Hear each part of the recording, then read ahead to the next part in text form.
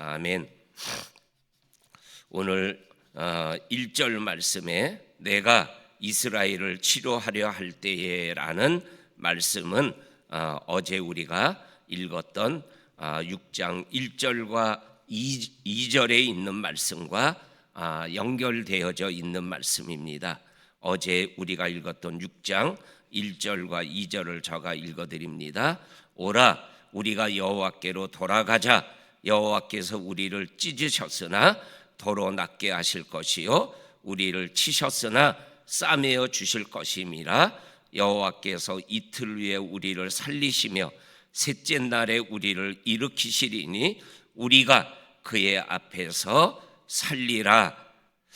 오늘 1절에서는 내가 치료하려 할 때에 라는 이 말씀은 6장 1절과 2절에 있는 말씀과 연결해서 6장에서는 돌아오면 내가 너를 치료하겠다.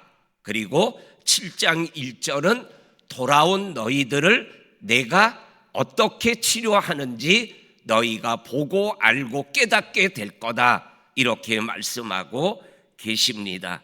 치료하려 할 때에 어떻게 치료하냐면 에브라임의 죄와 사마리아의 악이 드러나는 도다. 다시 말하면 그들의 죄를 드러내어서 그 죄를 그들로부터 없애버리는 것이 치료의 시작이고 치료의 완성이다. 이렇게 말씀하여 주고 계십니다. 다시 말하면 이러한 죄가, 이러한 아픔과 고통이 왜 왔느냐? 원인이 죄 때문에 왔다. 그러니까 이 죄를 드러내면 너희들은 치료받게 되어진다. 이렇게 말씀하여 주고 계십니다. 그러면서 이러한 모습은 우리가 일상에 암이 걸렸다. 그러면 암이 드러나야 암을 치료할 수 있잖아요. 그리고 암을 치료하는 방법은 그 암세포를 몸에서 거두어내는, 잘라내는 그것이 있어야 치료가 가능한 거잖아요. 하나님이 이스라엘 백성들의 죄와 사마리아의 죄를 드러나게 한다. 이거는 치료하는 방법이라는 거죠. 영적인 칼을 들어서 죄를 도려내는 이러한 하나님의 치료를 우리들에게 말씀하여 주고 계십니다. 이거를 우리의 입장에서 표현하면 뭐가 되는 거죠? 치료를 위해서 회개해야 된다. 회개하라 라는 말씀이 되는 거죠. 회개가 없으면 진정한 하나님의 치료는 일어나지 못한다라고 오늘 성경이 말씀하여 주시고 계십니다.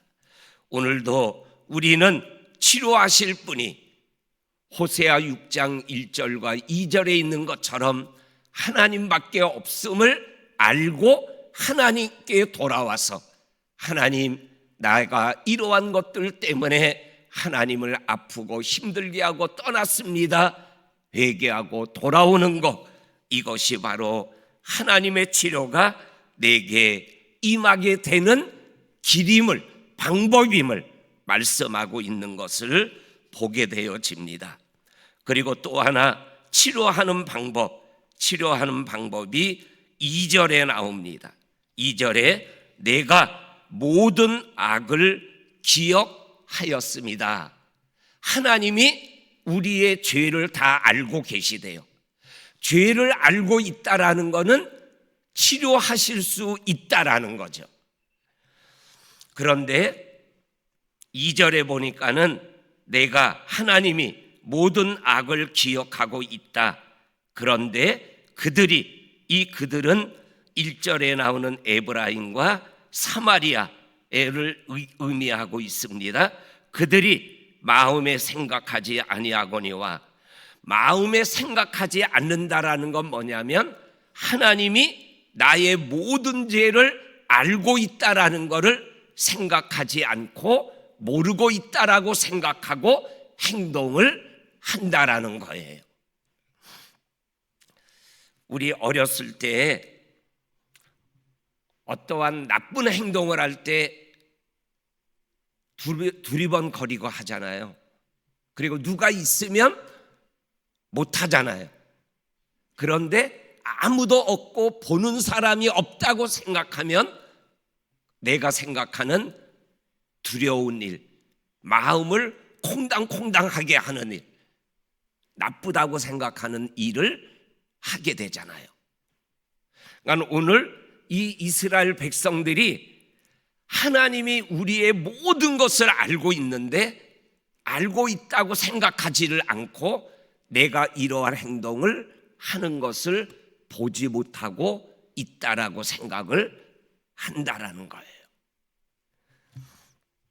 그런데 오늘 2절 끝부분에 보면 그들의 행위가 그들을 애워싸고 그리고 내 얼굴 앞에 있도다. 하나님이 모든 악을 알고 있다라는 것을 모른다고 생각하고 행동하고 있는 그 행동이 뭐예요?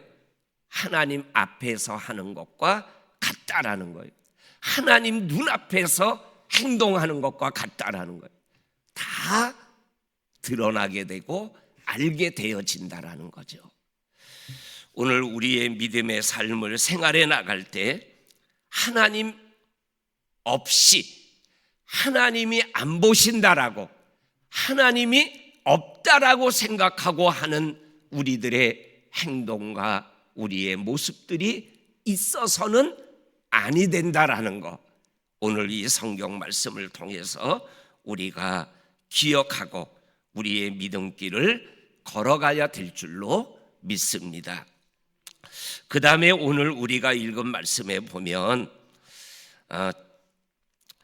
4절 이후부터 보게 되면 이스라엘의 죄를 비유하는 내용이 크게 한 두 가지가 나옵니다. 4절과 6절과 7절에 보게 되면 세 번 반복해서 나오는 표현이 뭐냐면 4절에 달구어진 화덕과 같도다. 그리고 6절에 보면 화덕 같고 또한 아침에 피우는 불꽃 같다. 그리고 7절에 보면 다 화덕같이 뜨거워졌다라는 이러한 표현들이 나오고 있는 것을 보게 되어집니다. 그러면서 이 화덕이 달구어졌는데 거기에 떡을 하나 굽는데 이 떡이 뒤집어지지 않은 떡이다.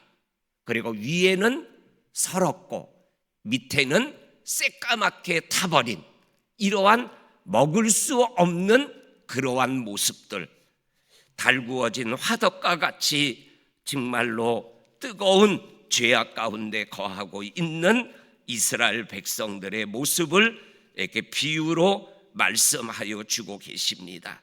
그리고 또 하나 이스라엘의 죄의 모습을 어떻게 표현하냐면 11절에 에브라임은 어리석은 비둘기 같이 지혜가 없어서 애굽을 향하여 부르짖으며 아수르로 가는도다. 어리석은 비둘기 같이 정말로 죽음을 향하여, 애굽이 아수르가 우리를 살리는 곳이 아니라 우리를 죽이는 곳이라는 것을 모르는 어리석은 나라감의 모습이 바로 이스라엘의 모습이다라고 말씀하여 주시고, 그리고 마지막 16절에 보면 너희들이 의지하는 애굽으로 갔는데 애굽이 너의 조롱거리가 되어서 애굽에서 아픔을 당하는 그러한 모습을 당하게 된다라고 말씀하여 주고 계십니다. 그러면서 이스라엘의 죄악된 모습을 오늘 세 가지로 반복해서 말씀하고 있는 것을 보게 되어집니다. 이스라엘 백성들이 하나님께 부르짖는 자가 없다라고 오늘 하나님이 말씀합니다. 7절에 그들 중에는 내게 부르짖는 자가 하나도 없다.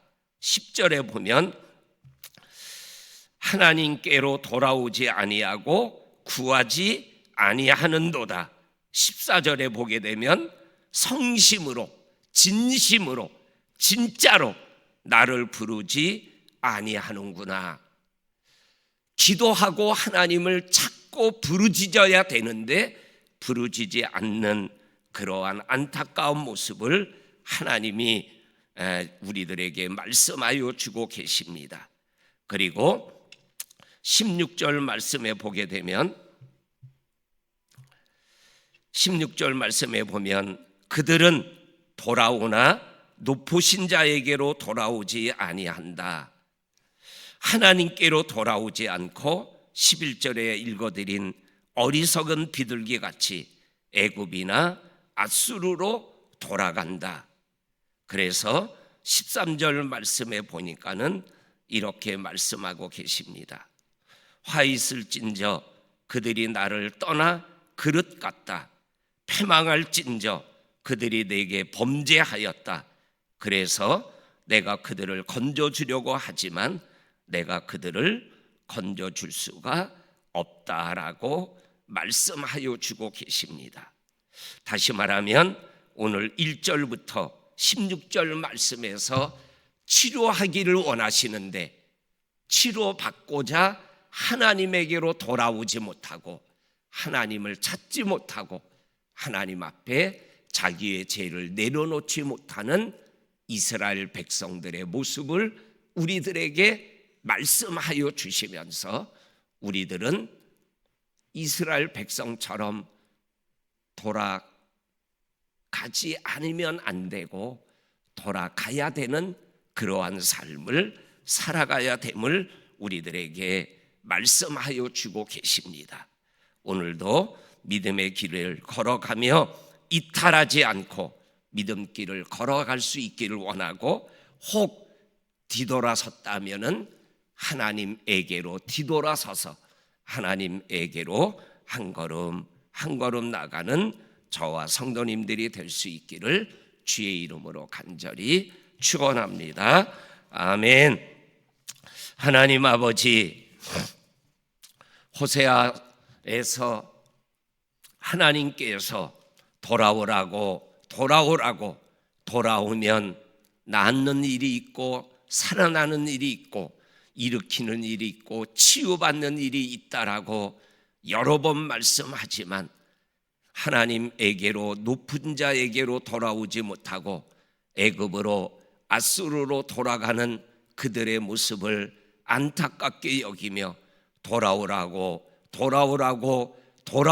말씀하는 이 하나님의 음성이 하나님께서 내게 주시는 말씀이 되어서 아버지 하나님, 주님을 떠나지 않고 주님과 함께 동행하며 믿음길을 걸어가는 우리들 모두가 되게 하여 주옵소서. 어제보다 오늘 한 걸음 더 주님께로 가까이 나가 하나님이 살리시고 하나님이 치유하여 주시는 은혜를 경험하는 좋은 날이 되게 하여 주옵소서. 저와 성도님들의 모든 것들을 아시고 불꽃 같은 눈으로 지켜주시는 은혜 가운데 거하는 한 날이 되게 하여 주옵소서. 예수님의 이름으로 기도하옵나이다. 아멘. 하늘에 계신